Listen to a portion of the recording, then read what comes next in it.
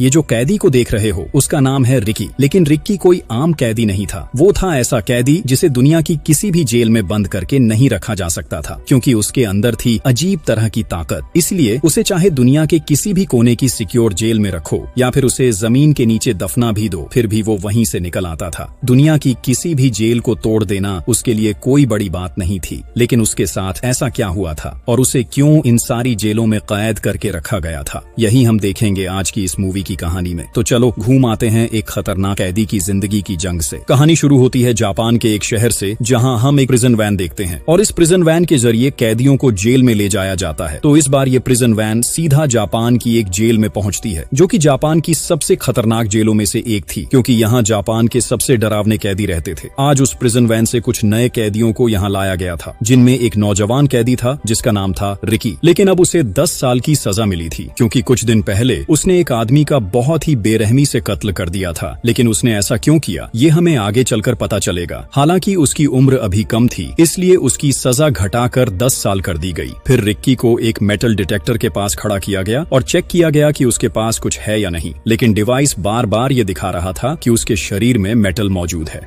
Police ने काफी देर तक उसकी तलाशी ली, लेकिन उसके पास से कुछ भी नहीं मिला। इससे सबको शक हुआ कि रिकी ने अपने शरीर के अंदर कोई हथियार छुपा रखा है। तो उसे और अच्छे से चेक करने के लिए वहां की स्पेशल